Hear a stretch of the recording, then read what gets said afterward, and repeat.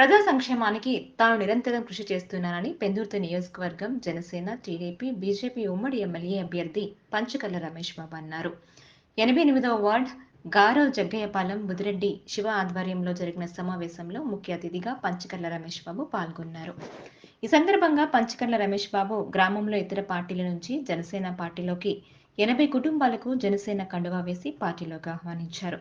ఈ సందర్భంగా పంచకర్ల రమేష్ బాబు మాట్లాడుతూ జనసేన అధినేత పవన్ కళ్యాణ్ ఆశయాలను నచ్చి జనసేనలో చేరిన వారందరికీ కృతజ్ఞతలు తెలియజేశారు. రానున్న రోజుల్లో మన ప్రభుత్వమే వస్తుందని, గ్రామం యొక్క సమస్యలన్నీ నా దృష్టికి వచ్చాయని, సమస్యలన్నీ పరిష్కరించే బాధ్యత నాదని హామీ ఇచ్చారు. ఆంధ్రప్రదేశ్ని డ్రగ్ ఆంధ్రప్రదేశ్గా జగన్మోహన్ రెడ్డి చేశారని విమర్శించారు. ఆంధ్రప్రదేశ్లో గంజాయి సాగు మన జాతీయ సాగులాగా తయారైందని అన్నారు. దేశంలో డ్రగ్స్ ఎక్కడ దొరికినా దాని మూలాలు ఆంధ్రప్రదేశ్ వైపే చూపిస్తున్నాయని, పాలించే వారిలో చిత్తశుద్ధి లేకపోతే ఇటువంటివే జరుగుతాయని అన్నారు.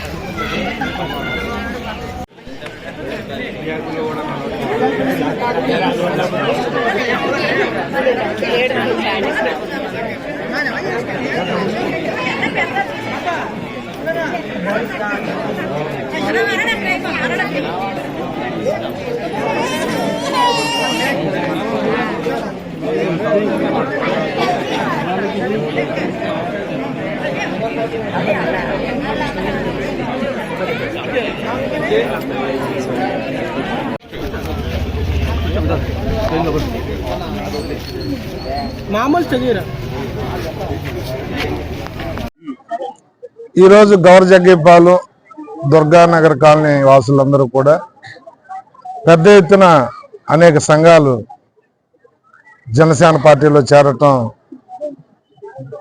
చాలా ఆనందంగా ఉంది. వాళ్ళందరికీ పేరు పేరున ధన్యవాదాలు, కృతజ్ఞతలు తెలియజేస్తూ పవన్ కళ్యాణ్ గారి ఆశయాలు నచ్చి పవన్ కళ్యాణ్ గారి సిద్ధాంతాల మీద వెళ్ళే వ్యక్తి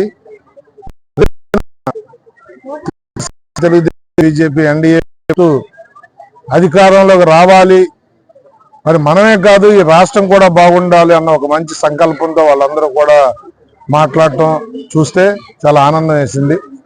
తప్పకుండా వాళ్ళందరితో ఈ ప్రాంత అభివృద్ధి జరుపుకుంటాం. రాబోయే మా ప్రభుత్వంలో ఈ ప్రాంతాన్ని వాళ్ళు ఏవేవి సమస్యలు అయితే చెప్పారో వాటిని అన్నింటినీ కూడా తీర్చి వాళ్ళందరి గౌరవాన్ని పెంచే విధంగా కార్యక్రమాలు చేస్తానని చెప్పి మాటిస్తూ ఆంధ్రప్రదేశ్ డ్రగ్ ఆంధ్రప్రదేశ్ చేశాడు ఈ జగన్మోహన్ రెడ్డి. ఏది గంజాయి సాగు మన జాతీయ సాగులాగా తయారయ్యింది. ఈ రాష్ట్రంలోనే కాదు పక్క రాష్ట్రాల్లో ఎక్కడ ఏది పట్టుకున్నా మత్తు పదార్థాలు దాని మూలాలు ఆంధ్ర వైపే చూపిస్తా ఉన్నాయి. మరి దౌర్భాగ్యం ఏంటంటే పాలకులకు చిత్తశుద్ధి లేకపోతే, పాలకులకి పాలన పట్ల పట్టు లేకపోతే జరిగే అనర్థాలు ఇవే. ఈ మత్తు మందుకు బానిసలైన గంజాయి బానిసలందరూ కూడా తర్వాత చేసే తప్పులు కానీ మర్డర్లు అవ్వచ్చు, మానభంగాలు అవ్వచ్చు, దోపిడీలు అవ్వచ్చు, దొమ్మీలు అవ్వచ్చు, అరాచకాలు, గోండాయిజం, రౌడీయిజం ఇవన్నిటికీ కూడా కారణాలు ఏంటి అంటే దాని చుట్టూ తిరుగుతూ ఉన్నాయి. మరి నిన్నటికి నిన్న ఆంధ్ర రాష్ట్రం ఉలిక్కుపడే విధంగా 50,000 కోట్ల మత్తు పదార్థాలు వైజాగ్ కంటైనర్లో వచ్చాయంటేనే ఇది ఎంత భయానకంగా ఈ రాష్ట్రం తయారైందో. స్వయంగా సిబిఐ ఆంధ్ర పోలీసు వ్యవస్థ, వైజాగ్ పోలీసు వ్యవస్థ తప్పు పట్టిందంటే మరి ప్రభుత్వం సిగ్గుతో తలదించుకోవాలి. దీన్ని మనం ఇంకా 2 నెలలు భరిస్తాం.